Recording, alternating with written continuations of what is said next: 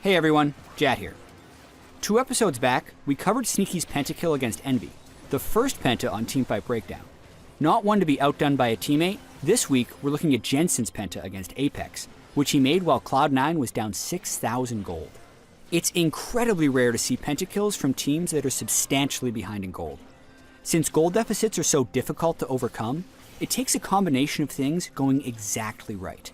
Before we head into the fight, it's worth noting the stylistic differences in the team compositions. Apex have gone with a high damage poke comp. They have magic damage dealers in the top lane and jungle, and 2 of the best poking marksmen in Varus and Jhin. Their spread of damage makes them difficult to itemize against, but their lack of a true tank or initiator makes their team composition less versatile. Basically, Apex is tremendously strong at sieging and poking, weaker in full-on fights, and poor at chasing down kills. C9, on the other hand, has a very traditional team, with tanky members in the top lane and jungle, a heavy magic damage champ in the mid lane, and a strong ADC and support duo lane. With large amounts of CC and utility, as well as reliable damage threats, C9's composition excels in teamfights. Let's get into it. When behind, it's important to always try and start fights from an advantaged position. 29 minutes into the game, C9 spot Ray's Rumble, the most fed member of Apex, walking over a ward in the jungle, meaning C9 could start a fight with a numbers advantage. This prompts an all-out initiation attempt from C9. Impact's Gnar begins channeling his teleport to join from base, and Sneaky's Ashe fires an arrow from long distance. The arrow connects onto Keen's Varus, who quickly uses QSS to break free of the stun. However, Apollo's Jhin also gets tagged by the slow from Sneaky's arrow, slowing him down just enough to get caught by the edge of the Tempered Fate from Smoothie's Bard. This is where Jensen's Malzahar enters the fight. He tries to silence Apollo as he exits stasis, but Apollo flashes back instantly. Then, Jensen uses his ultimate onto X-Special's Braum as he's Apex's only frontline and also the only player in range. Jensen can be so aggressive with his positioning thanks to his Void Shift passive, which grants him 1 second of CC immunity and 90% damage reduction.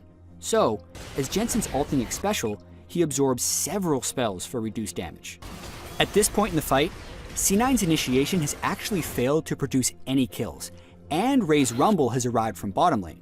You wouldn't think Jensen, now down his ultimate, would be 30 seconds away from a pentakill, especially once Sneaky gets caught by Varus' Chain of Corruption, which spread to him all the way from Impact's Gnar. C9 then attempt to scatter, so Apollo's Jhin opens up with Curtain Call to try and kill Sneaky. Sneaky can't juke due to the Chain of Corruption route, so Impact is forced to take the final bullet to save Sneaky. Shrimp's Nidalee then pounces on Sneaky after landing a spear on him, and this is where we see how difficult and dangerous it is for Apex to chase down kills. Sneaky flashes back and heals as Shrimp goes for the kill, and that's when all of C9 look to burst down Shrimp. Impact lands a wallop, and Smoothie follows it up with a Cosmic Binding. Shrimp uses his QSS to get rid of the CC, but it doesn't help much, as Impact then immediately gnars Shrimp against the wall.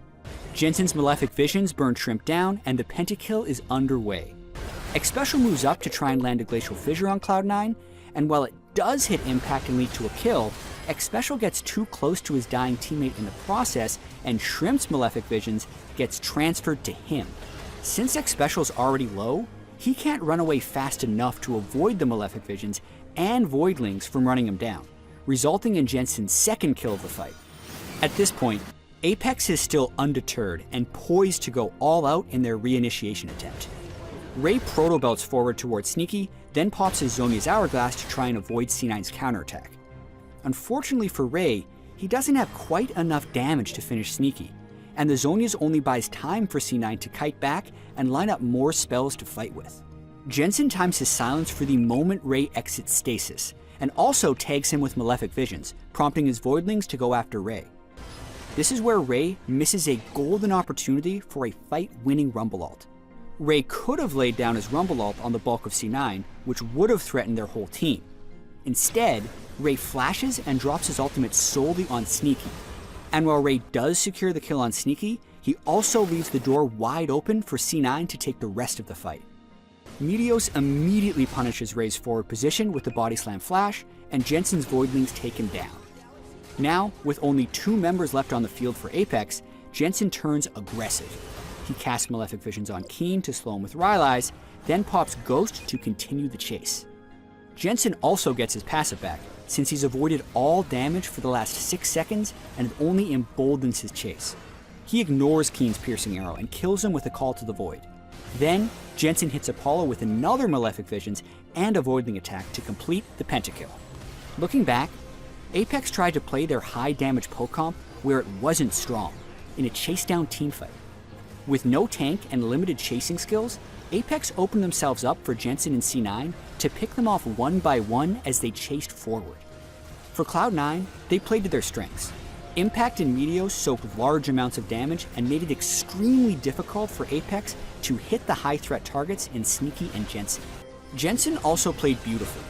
Not only did he deal 6,261 damage to champions in this fight alone, he also utilized his passive to tank abilities and expertly juked around skill shots when his passive was down. Truly an amazing teamfight performance by C9's mid lane. With the teamfight win, Cloud9 clawed their way back for a Game 2 victory and eventually took the series against Apex 2-1.